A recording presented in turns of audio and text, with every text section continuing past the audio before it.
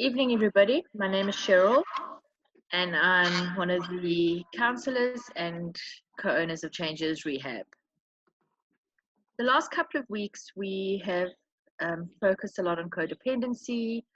Last week, Irene did the etiology of the disease of addiction, and tonight we thought we would cover the drama triangle in addiction. It's also known as the blame game. So, next one, please, Kate. So the triangle actually is a triangle. We're going to play a video backing up from last week.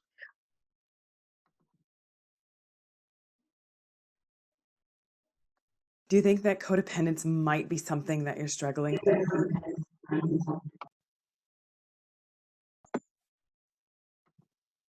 with? Do you ever worry that it's getting in the way of having healthy relationships? Well, it's a struggle for a lot of us. And in my last video, I talked about why people become codependent, what it's kind of all about, and why so many people do really struggle with it, and how it can get in the way of us having happy and healthy relationships, the kind of relationships that we deserve.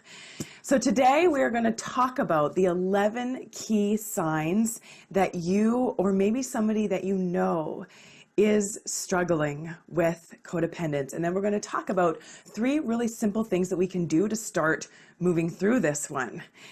If we are just connecting for the first time, my name is Julia Christina, and I'm a registered therapist, researcher, and online course creator.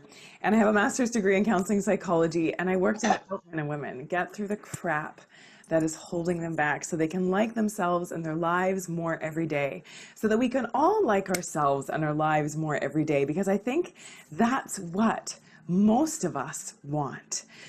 So codependence, and I'm not going to go into specifically all the ins and outs of it because I did that in my last video, and I'll put a link to that here. So make sure that you check that out if you're new to the whole codependence thing. But here I really wanted to break down the 11 key signs that you might be struggling with it. So if this stuff is really connecting with you and resonating with you, then it's going to be time to start doing something about it. First, we need that awareness. First, we need that insight. And then we need to take the constructive action to heal and deal and work through whatever it is that we're struggling with.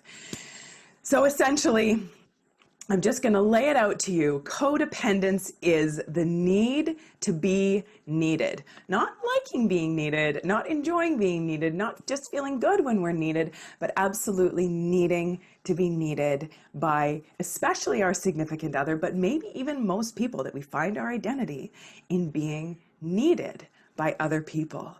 And that's the boundary between healthy and unhealthy dependence, is it becomes codependent when we need to be needed. So those 11 signs, I'm not going to go into too much detail. They're pretty self-explanatory. So the first one is that you're someone who feels responsible for solving other people's problems. And you feel like if you can't solve somebody's problem, if you can't fix their problem for them, then you're scared that they're going to leave you. Because maybe that's all you think that you bring to the relationship, is being able to solve people's problems or fix their problems for them.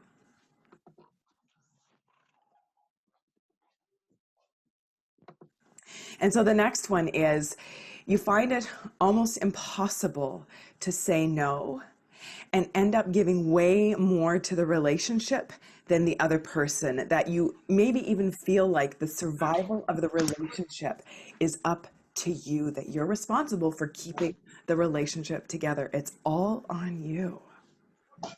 The next one, you get really hurt or upset or even maybe bitter or resentful when you feel like people aren't praising you and recognizing you for everything that you're doing, because you are doing a lot, you're giving everything, but then maybe even feeling off or taken advantage of or taken for granted when people don't recognize everything that you are doing. And then the next one is that you may need to feel in control all the time and avoid conflict or any kind of upset at any cost, that you're willing to do anything, give in, put your own stuff aside, do things that you might not necessarily say things that you might not want to say, act in ways that you're not even comfortable with because you want to It's a video. I'm just Mm, going to mute everyone.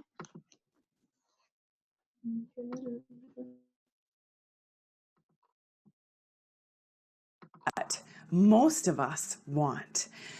So codependence, and I'm not going to go into specifically all the ins and outs of it because I did that in my last video, and I'll put a link to that here. So make sure that you check that out if you're new to the whole codependence thing.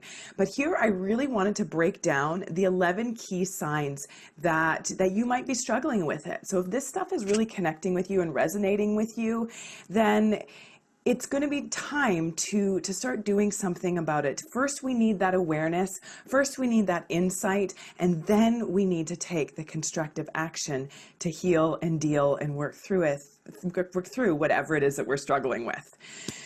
So essentially, I'm just going to lay it out to you. Codependence is the need to be needed. Not liking being needed, not enjoying being needed, not just feeling good when we're needed, but absolutely needing to be needed by especially our significant other, but maybe even most people, that we find our identity in being needed by other people.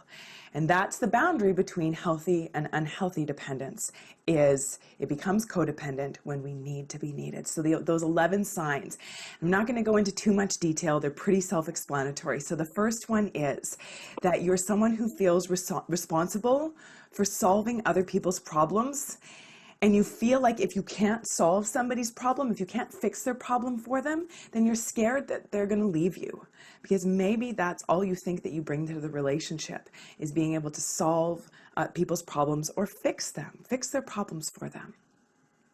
And so the next one is you find it almost impossible to say no and end up giving way more to the relationship than the other person, that you maybe even feel like the survival of the relationship is up to you, that you're responsible for keeping the relationship together. It's all on you. The next one, you get really hurt or upset or even maybe bitter or resentful when you feel like people aren't praising you and recognizing you for everything that you're doing, because you are doing a lot, you're giving everything, but then maybe even feeling ripped off or taken advantage of or taken for granted when people don't recognize everything that you are doing. And then the next one is that you may need to feel in control all the time and avoid conflict or any kind of upset at any cost, that you're willing to do anything, give in, put your own stuff aside, do things that you might not necessarily want to do, say things that you might not want to say, act in ways that you're not even comfortable with, because you want to avoid conflict. The thought of having a conflict brings up severe and significant panic in you, because maybe even you feel like if there's conflict in the relationship, if you do or say something that the other person doesn't like, that they might just leave you. If they don't have any use for you, if you're not fulfilling all of their needs, then they're just going to up and leave you, because maybe you don't have any value, or you feel like you don't have any value if you're not meeting all of their needs all the time. The next one is you have a hard time trusting yourself and really feel like if you ever make a mistake that people are going to abandon you. Like there's a lot riding on you. There's a lot of pressure. You really feel like people are just going to give up on you if you ever make a mistake, if you ever make a wrong move, if you ever screw up, that you really feel all of this pressure to do it right, to meet everyone's needs, to be what other people want you to be, or maybe if it's just that partner, that key person in your life, that you really feel like it's all on you to get it right all the time. Number 6 is you feel like your only value in the relationship comes from being able to save that person, fix them, get them through their problems, fix their problems for them, maybe clean up their messes, deal with their stuff, fix everything around them, kind of going around trying to make everything in their life okay for them. That you're the one that feels like it's up to you to do it for them. And the next one is, number 7, is that you may do anything to hold on to the relationship, even if it's something that's unsafe or destructive, that you may be willing to compromise a lot. You may be willing to do a lot of things that you wouldn't normally otherwise, because you feel like it's what you need to do to hang on to the relationship, because you don't actually believe that you could survive alone, that you don't actually believe that you could do it alone. So you're willing to do some pretty compromising things sometimes just to hang on to the relationship. And then the other part of that is that you're willing to do things or not speak up or not set a boundary or not assert your own wants, needs, or preferences in the relationship. Because if you do, you feel really guilty. If you ever make the relationship about you, if you ever speak up, if you ever say anything, you feel really guilty, you feel really bad, and maybe even really scared that the person's just going to get fed up just like that and leave you. And then the next one is that you will do anything to make that person feel better, to fix their problem, to solve their issue, to come in and save them from whatever it is, even if you're putting your own health and safety at risk, even if it's really could be dangerous for you, that you're willing to do it, that the reward of feeling like you are the savior, you're the one who fixed it, you're the one who's needed by that person, that is worth it to you to maybe do something that could be putting you at risk. And then the next one is that you might even have a hard time identifying your own feelings. You might really struggle to know what you're feeling. It's like, Julia, it's nice to say that, I'm doing everything for this other person. I'm trying to meet all of their needs. But what if I don't even know what my needs are? What if I don't even know what my feelings are? And that often happens when we struggle with codependence, and we're so used to being there for somebody else. We're so used to doing it all and like wrapping ourselves up in other people's stuff and making it all about them, that we lose sight and we lose knowledge and we lose that understanding within ourselves about who we are and what's important to us and what we need. And then the last one is that you may only really feel important or valued or feel like you have any worth in a relationship when they need you, when your partner or when other people need you, and maybe even the sense that they can't live without you, that this may even draw you to choose partners who are really needy, who are in crisis, who are struggling, who have a serious or significant mental health issue or an addiction issue or something else that you feel like, it's not that if you have a partner who has a mental health struggle or an addiction that you're codependent. I'm not saying that, but I'm saying for those of us who may be codependent to look at this. Am I in this relationship because I need to be needed? And is that kind of the main reason why I'm there? So what can we do about this? 3 really simple things that we can start doing to deal with this one. And the first one is to really do some soul searching, to really spend some time with ourselves and figuring out, who am I? What's important to me? What do I need? What makes me tick? Like, really, who am I? Who am I outside of being someone who's just needed all the time? What lights me up? What do I love? What am I good at? And really developing more of these other aspects of ourselves outside of just what we can do for other people. Who am I? And really developing that self and to create more of that balance so that we can do things for other people, that it's nice to be needed by them, that we can help people out and support them, encourage them because we like that, not because that's all we've got going for us or feel like that's all we have going for us. So developing this other side of ourselves. And then the next one is to learn how to create healthy boundaries, to learn how to know where the limits are between being helpful and supportive and taking on other people's stuff and trying to fix them for them. So where's that boundary? And usually the boundary is between healthy and unhealthy support, or healthy and unhealthy being there for someone.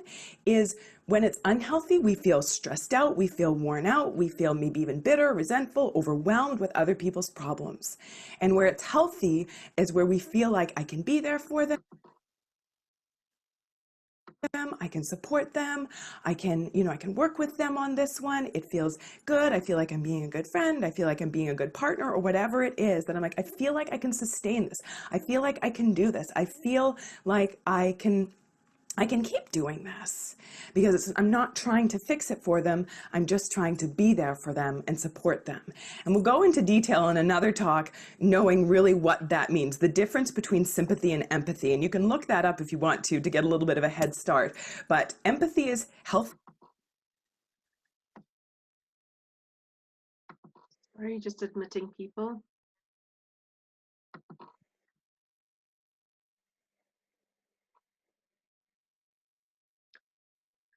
and empathy we can keep doing until the cows come home, and sympathy is exhausting and draining and wears us out really quickly.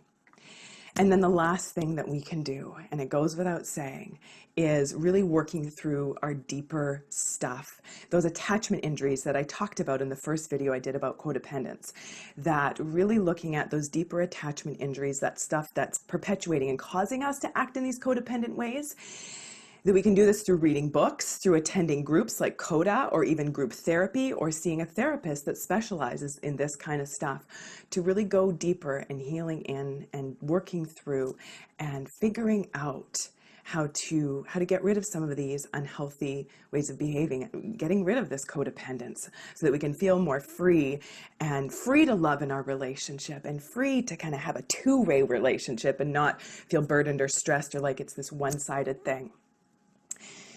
So codependence, it's a complicated one. It's a complex one. It's one that a lot of people struggle with. And it can be really stressful and can be really overwhelming. And when we're in the process of dealing with it and healing from it, sometimes we just need some stress management techniques. So I want you to grab my 9 unexpected ways to immediately reduce stress. I'll put the link here and you can grab that and you can start using those. So as you're working through this stuff, start using some of those resources to help manage your stress that might be coming up in this.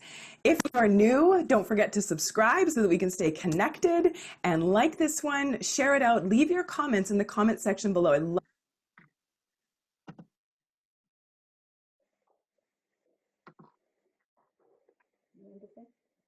Sheryl?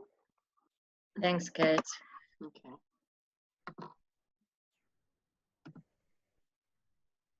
Okay, so I think for those of us that were present 2 weeks ago, working through codependency, it gives a little bit more insight, but it also will help us with the drama triangle. So the drama triangle was designed by Stephen Kaufman. Tough Love uses it as the blame game. So I like to use both terminologies, drama triangle and the blame game. So wherever we find a dysfunctional relationship, we will more often than not see the drama triangle. So for it to be present, there needs to be a persecutor, a rescuer, and a victim. The persecutor disparages other people's worth, criticizes, judges, hurts, punishes, blames. It's all your fault. You can't do anything right. But the persecutor feels superior. The victim disparages oneself, feels helpless and hopeless, rejects, complains, manipulates. I can't do it on my own, poor me, and avoids responsibility to feel inferior. The rescuer disparages other people's skills, takes care of people without being asked. Let me help you. You can't do this on your own. It's helpful to feel superior. So why do we play it? In the triangle, we satisfy needs like being recognized, seen, stimulated by the exchange, and often getting confirmation of who we are. But at the same time, the interaction structures our time. For a while, we're busy in an activity full of twists and turns. So something that we need to be very mindful of is when we play this triangular game, we do it out of those wounds that Christina spoke about earlier. So it's those very vulnerable parts of ourselves. We go to the next slide, please, Kate.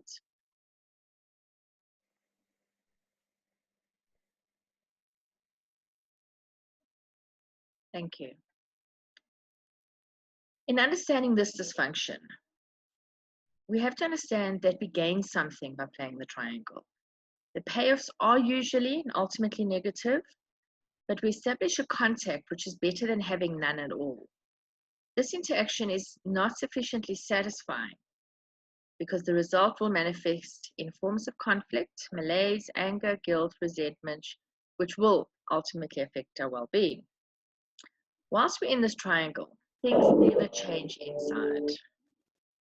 We feel safe because we follow a script where everybody knows the moves of the game. We adopt the role that we master, and so that there's hardly any surprises. This way of interacting creates distances between people because it's inauthentic. Sincere communication that would tackle the problem cannot happen. As a result, we avoid intimacy, responsibility, and authenticity.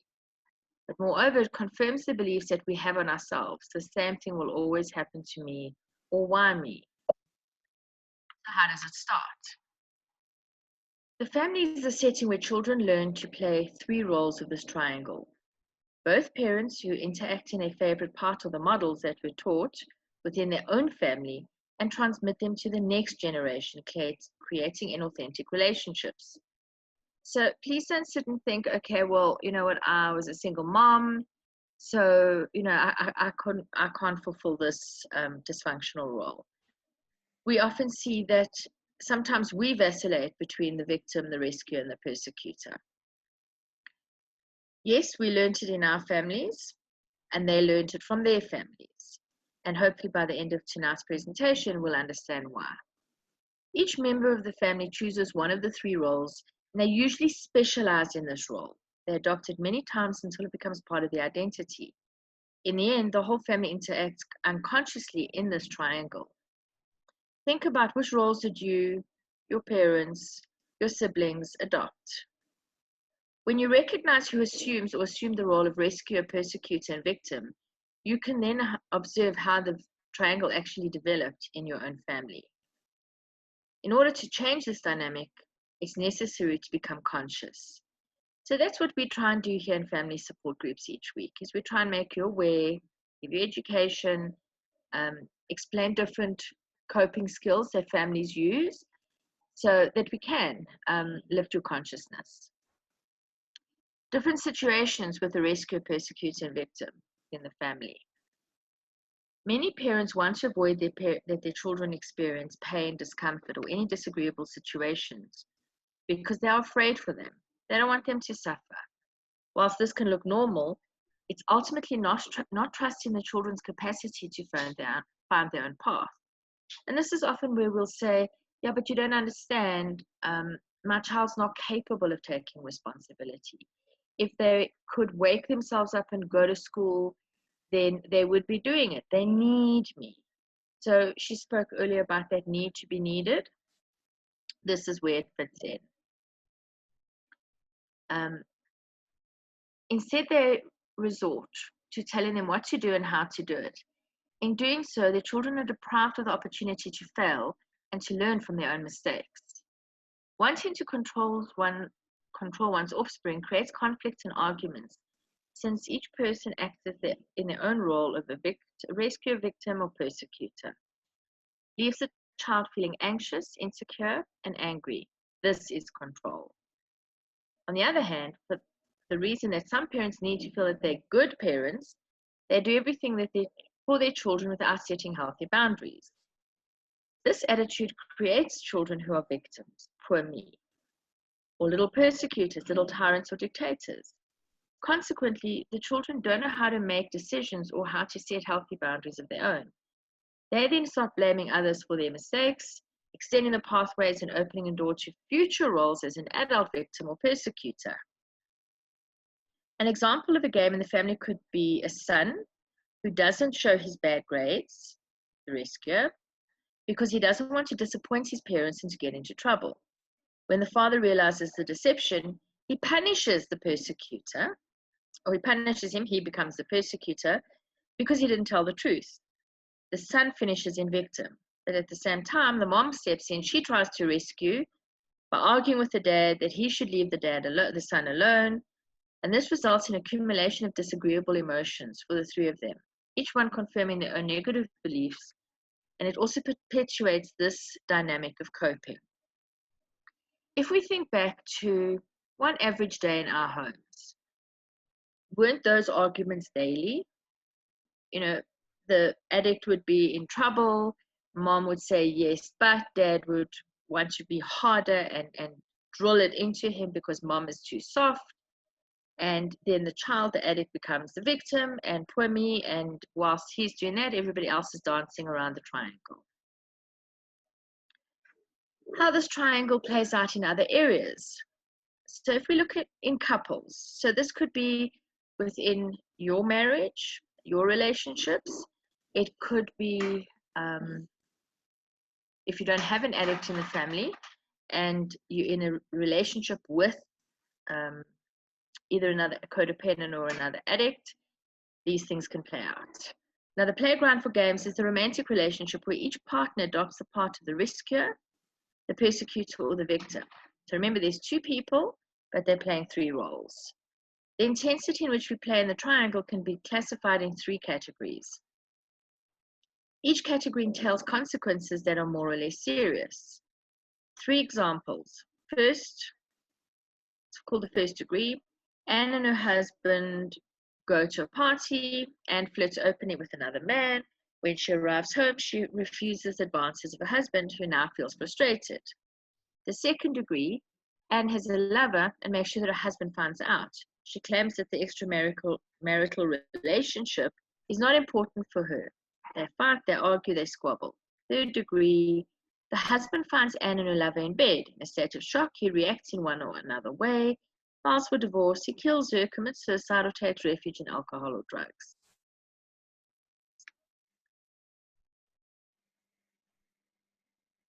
In the first degree, it becomes socially acceptable and unfolds verbally. It happens in everyday life.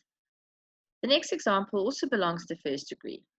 It's kind of stereotypical dialogue that allows a couple not to tackle the real problem and vent pent-up emotions.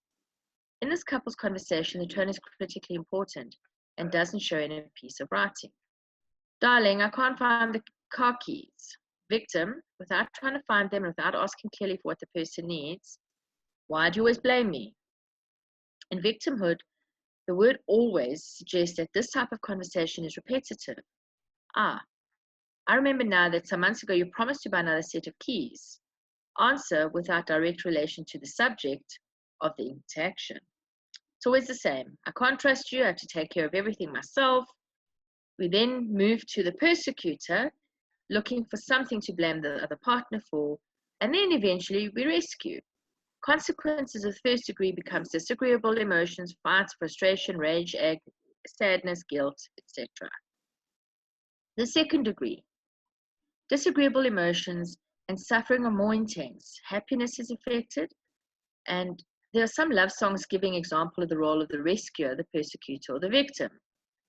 All the men that I need, it's not right, but it's okay. Where do broken hearts go?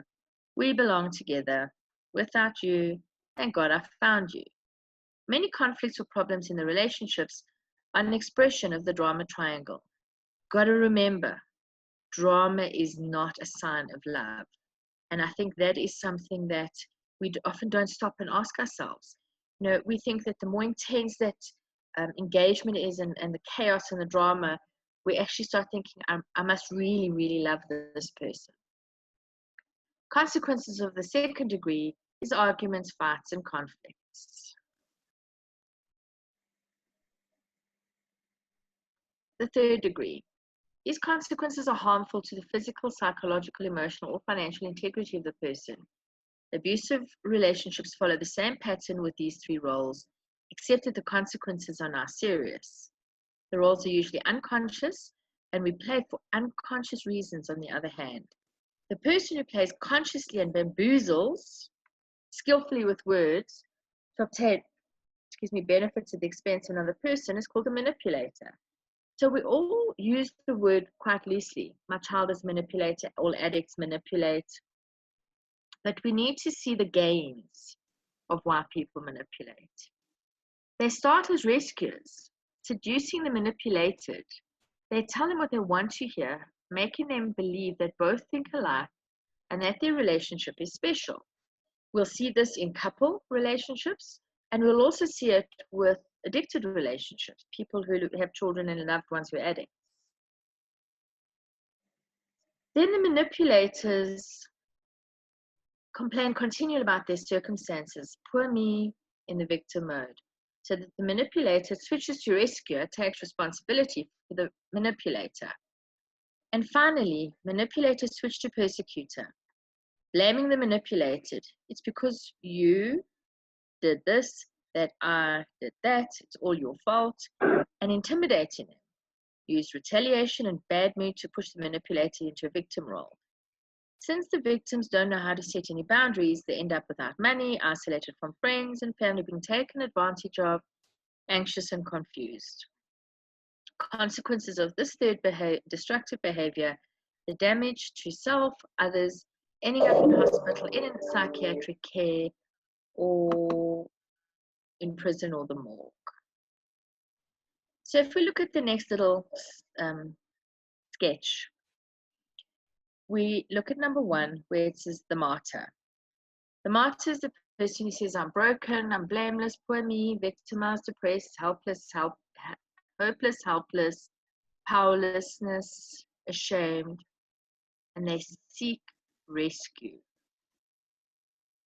The rescuer says, I'll save you. The enabler reinforces the victim mentality, gives permission to fail, and expects to fail. And in that side, they're not okay. If we go at the bottom where it says you're not okay, the tyrant is, I'm always right, it's all your fault, blaming, criticizing, keeping others oppressed, mobilized by anger, rigid, authoritarian, and that's when we're not okay. When we start to rise to become okay, I'm getting on with my life, director of my own life, gives without expectation of return, very important one. Holds self to a higher standard, but also holds others to a higher standard. So when we start to shift in our own recovery, when we're saying things like, I'm broken, poor me, blame, sometimes we even change our voice. That's when we get comfortable in being the martyr. The rescuer, there's a lot of power attached to rescuing. And only when we know what our own wounds are and where it started, can we start not rescuing and then starting to allow people to take responsibility and consequences of their actions. Next one, please, Kate. Okay, just some useless information that's quite important.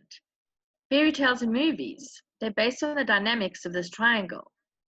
Stephen Kaufman, the creator of the drama triangle, used this example of Little Red Riding Hood. The heroine starts as a rescue of her sick grandmother when she's going to bring her a basket of food. She also rescues the wolf by giving him indications to find her grandmother's house. The grandmother and then Little Red Riding Hood become victims of the persecuting wolf when he eats both of them. The wolf ends up victim of the lumberjack when he opens his belly. As well as persecutor of the wolf, the lumberjack is Little Red Riding Hood and Grandma's rescuer by setting them free from the wolf's belly. Thank you. Okay, this triangle in your profession, can you identify it? In the profession environment, equally the 3 roles can be found in this world, in any office or company. As a teacher giving private tuition, I sometimes used to enter into the rescue role when I made more effort than the students, by always preparing more material, devoting more time and energy than this particular student, encouraged unconsciously the student to remain passive and to conform to his or her role as a victim. When I saw the student's passivity and lack of motivation, I got inwardly angry and told them off becoming the persecutor. So I'd like to maybe try another example in this, but maybe more pertaining to addiction. We get really angry with our loved ones when they don't take responsibility. We get angry when we've said to them, okay, you need to be home and come home sober. And then they don't come home sober. So we scream, we shout, we berate them, we belittle them, we fight with them, we question them. Where were you? What were you doing? How did you get like this? You promised me you were going to stop drinking. But all the time we're changing roles. So we become the persecutor. We feel like the victim. And we're expecting that addict person to become the rescuer. Then when they start fighting back and they say, but hang on, you didn't tell me what time to come home. You said I had to come home sober, and I am sober. I prove that I'm I'm drunk. Prove that I've been drinking or using. And then we'll slot back into the persecutor role. Then they'll become the victim. Then who's going to be the rescuer? So we're then also asking them to rescue themselves and us out of that drama triangle. We play inside our heads all the time and every day without even noticing. Our inner dialogue shifts from one role to the other. Silly me, how stupid of me, that's the persecutor. Because we made a mistake, we feel guilty or incompetent, that's the victim. We make excuses or discount the consequences, the rescuer, to avoid disagreeable emotions. Focus on your thoughts this week. How often do you say to yourself, oh God, I was so stupid. Oh God, I made a terrible mistake. I'm useless. I can't do that. That's how deep that dialogue goes.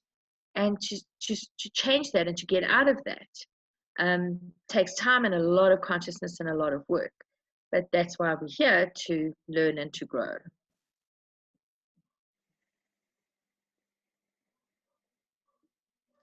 Thank you.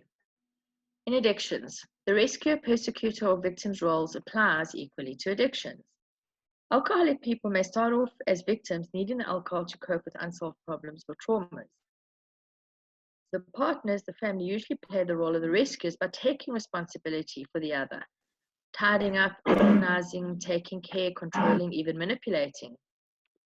It can go as far as providing the drinks. After the alcoholic person has become drunk again, making a mess, misbehaving, being violent, when they're violent, they're acting as the persecutor. The rescuers become the victims. Their anger as a result of the rescuing makes them switch to persecutors who blame the alcoholic. So again, I want to paint a clearer picture. Your loved one comes home and he's drunk.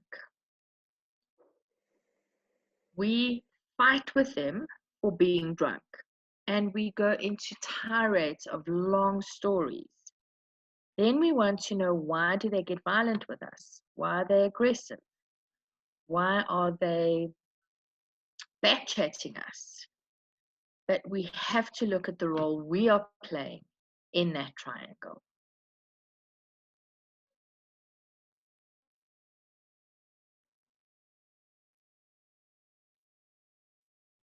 Thanks, Kate.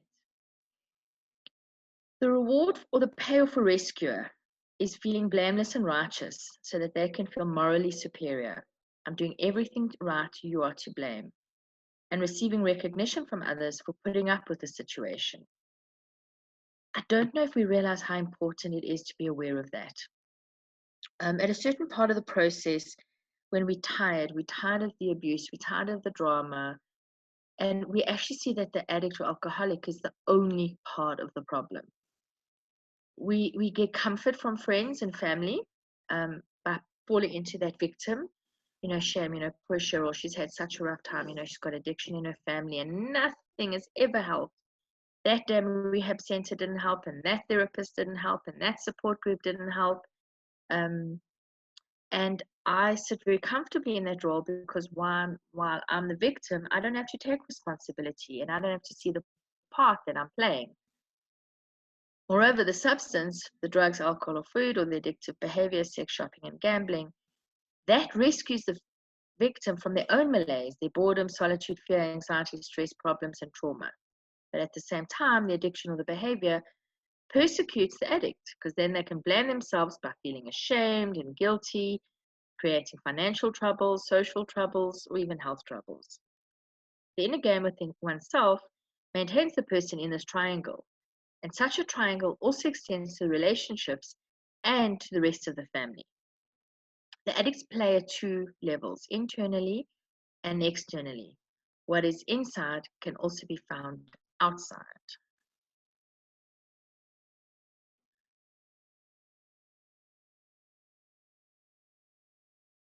Changing roles. The situations where we can act in the trauma triangle are plentiful. Once we're aware of the roles, we often try and step out by adopting another role. If you've always been a rescuer, I will stop rescuing. I'll most likely adapt to another role, and that's the persecutor. And I will continue playing because changing roles is still not getting out of the triangle. So what shall we do in order to stop playing?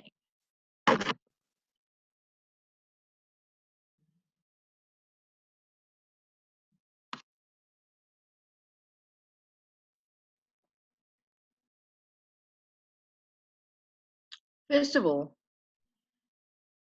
be committed to living without adopting the roles of rescuer, persecutor, and victim. For that purpose, here are some tools that will help you have a better life, that you will live without entering or inviting somebody else into the drama triangle.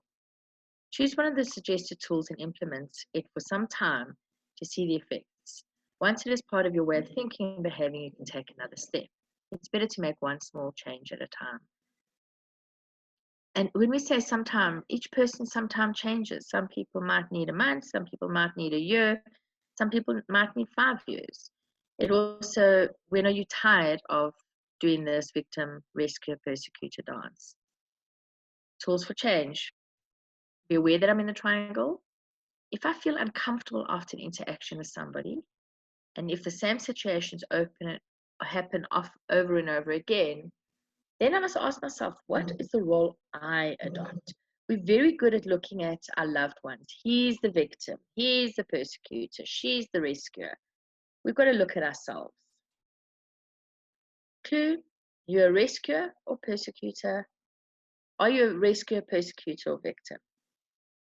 Recognize the bait, my weak point, that hooks me into the triangle in order to avoid the bait. Clue 1, rescuer, I need to feel useful. The victim, I feel powerless. Persecutor, I want to blame somebody. Ask myself these 5 questions to identify if I'm entering into the drama triangle in the role of the rescuer. When I have to make a decision or to reply to somebody, first ask these 5 questions and answer honestly with a yes or no. Then count your no's. If you have more no's than yeses, then you need to do something about it. If you action nevertheless, I will enter the drama triangle in the rescuer role and finish as a victim.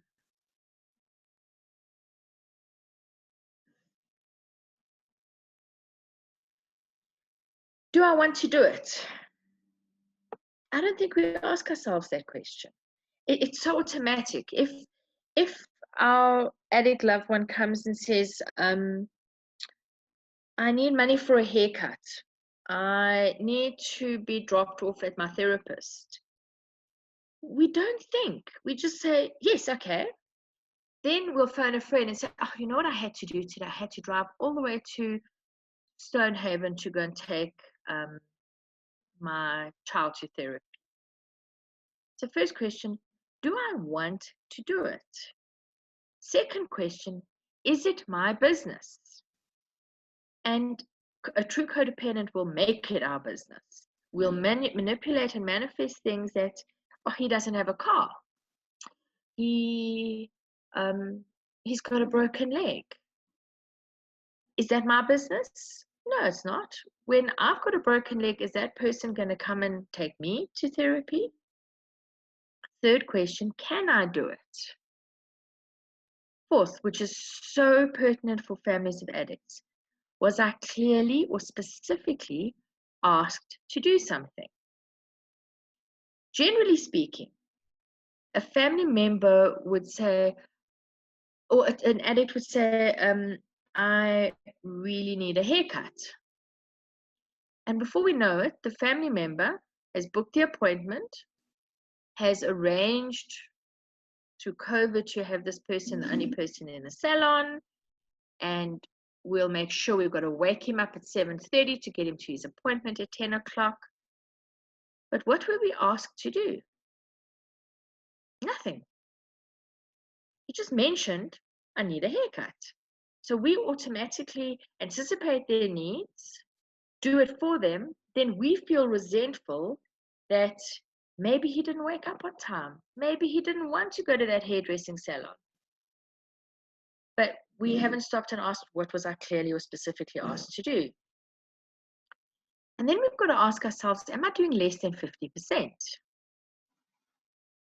Very often that answer is, we're doing 100%, sometimes 140%.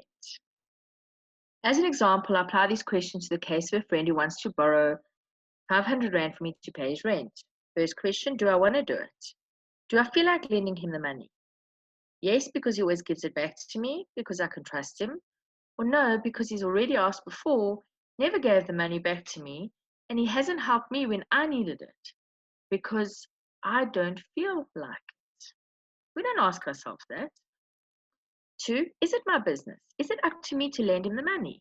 Yes, because he's family, because he helped me out in the past. No, because I'm not a bank, because he has his own family or partner, he should be able to take responsibility for his own finances. Can I do it? Yes, because I earned enough money this month, because I have savings, or no, because I'm not rolling in money myself, and because I would get into more financial problems. No, because it's not my responsibility to take care of him or her.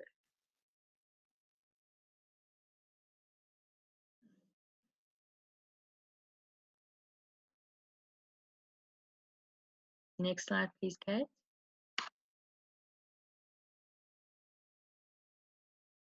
Understanding what is my responsibility. 4, was I clearly asked to do something? Do I have a clear request? Yes, because he asked me very specifically for what he needed and told me when he would give me the money back. Or no, because he only mentioned he lacks money, but he didn't ask at all because I feel that I'm helping. Am I doing less than 50%? Yes, because he needed 1,100, but he only asked me for half, so I'm doing less than 50%. No, because he needs 500 and he asked for 500, so then I would be putting in 100% of that of effort. Count your yes and no answers. So, for example, if you had a no, no, yes, yes, yes, and the result is 2, hence I don't lend him the money that he asked for indirectly, or naturally my rescue impulse would be to lend him the money. But with this tool, I now know that if I do, the result would be counterproductive and the same. I'd be accepting the bait to enter into the triangle that I will be left high and dry.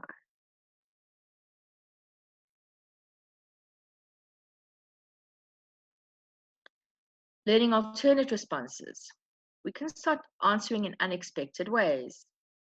Clue. We could say, it looks like you have a problem. What will you do? Ask the questions instead of resolving the problem for the person.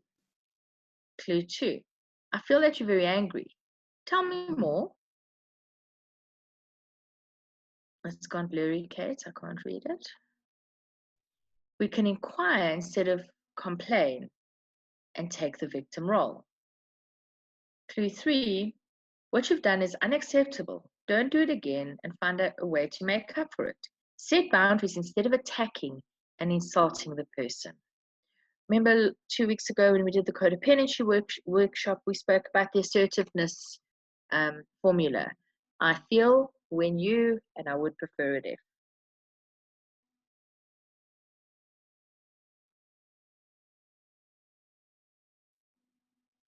We move away when I receive a bait to hook me into the triangle. Get up and leave. Distance yourselves from, go to the bathroom, have time to think before reacting. Set clear, healthy boundaries by saying no if I don't want to do something. Respect myself. I would like to go to the cinema with you, but right now, I don't know if I feel like it. I see you would ask me to do that, but it's clearly not my responsibility to do that. Respect other people's boundaries. Avoid manipulating people and show respect for their decision. If I overpower people's boundaries to get my needs met or impose my view, I'm acting as a persecutor. I accept no as a complete answer. I think it's one of the hardest things that we do. We always go into explanation mode. No, I don't want to go with you to the movies because I'm working and I don't have money and the movie starts too late. We don't just say, no, not tonight. No. Continued. Stop contributing more than the other person. Stop working more than my colleagues. Stop always paying the bill for other people. Directly learn to ask for what I need instead of manipulating people. For example, can you please pick me up at the airport on Monday at 10:45? Instead of just saying casually, I'm coming back at 10:45. How often do we do that? We don't ask for our needs specifically to be met. Clue 2, I'm very tired now. I need half an hour of quiet time. And after that, I'll be with you. Instead of shouting at your family saying, I'm tired, I'm sick and tired, nobody ever listens to me, nobody's ever there for me. That's the victim. How often do we do this? I'm warm, do you mind if I open the window? We ask if the other person is warm, and then we'll open the window because heaven forbid we have needs that need to be met. We need to satisfy our own needs. Since I love flowers, I buy myself a bunch instead of expecting somebody else to give it to me. Compliment sincerely and give strokes, positive signs of appreciation or recognition to myself and to others. I did a good job. I'm proud of myself. Congratulations, well done. I love your present. Thank you for. Learn to accept compliments and strokes, positive signs of appreciation or recognition that other people give me. If I had a penny every time a family member said to us every day, I don't need anything, please just fix my kid. Just get my kid better. And that, hearing that, tells us that the parent has lost their self-worth, that all worth has been placed on their child or on the addict, and they don't know how to take anything. If we say, okay, well done, you've had a good week, you've said no to your kid, there'll always be a yes, but. So learn to start saying thank you for your kind words. What a lovely thing to say. I love your presence and thank you for your help. Excuse me. Express our opinion without wanting to be right. Depending on the perspective, two people can't be right, even if they're expressing opposite arguments. We've got to figure out, do we want to be happy or do we want to be right?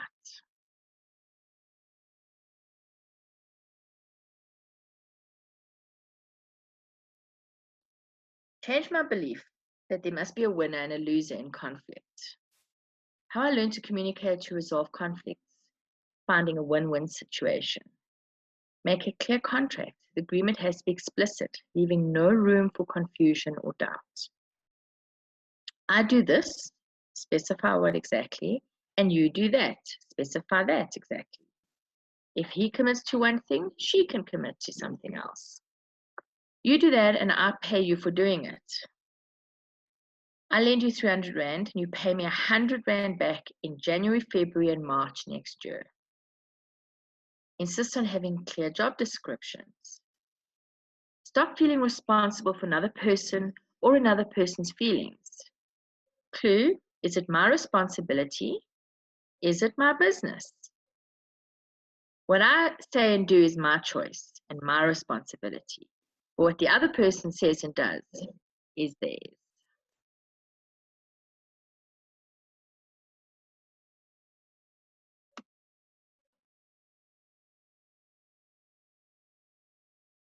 Take personal responsibility. Take responsibility for myself and take the necessary steps to solve my problems. I'm accountable for my problems and for finding solutions. Do something myself. Take initiatives, anticipate the problems, and don't wait for somebody else to do it for me. Use I statements, particularly when you're talking to your addict children. Please don't use the you. When you start a sentence with you, you've handed your power completely over to them. So the I statements. I don't want to go through all the examples. I'd maybe rather think of some that we see all the time. You make me mad. That person is not making us mad, even if they're trying to. We're giving that person the power to make us mad.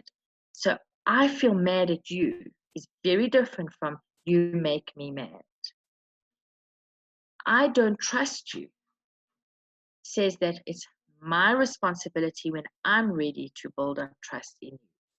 But if you say you're untrustworthy, you're saying to them that you have the power to make me mistrust you.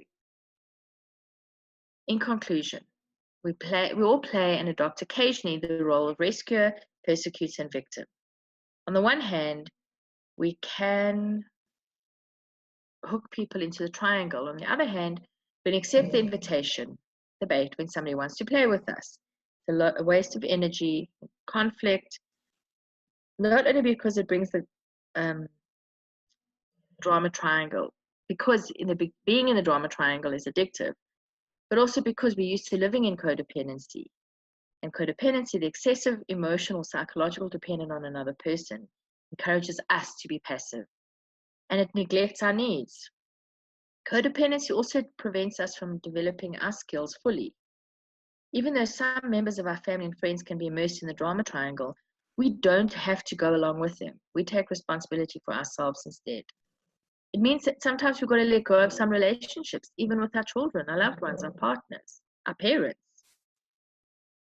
because they might still want to continue that drama triangle.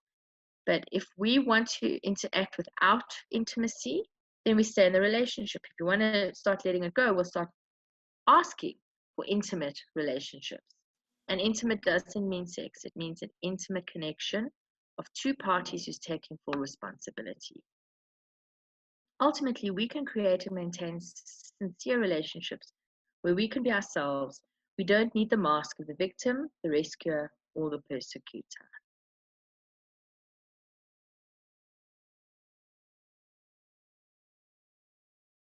Getting out of the triangle to live a happier life is possible, although it's not that easy. We have to become aware, recognize the roles, and apply the tools presented above accurately. If you recognize that you're in the drama triangle, please contact Changes to begin a coaching or therapeutic process that will allow you to break free from this harmful dynamic and learn to build healthy relationships. The result is certainly worth it.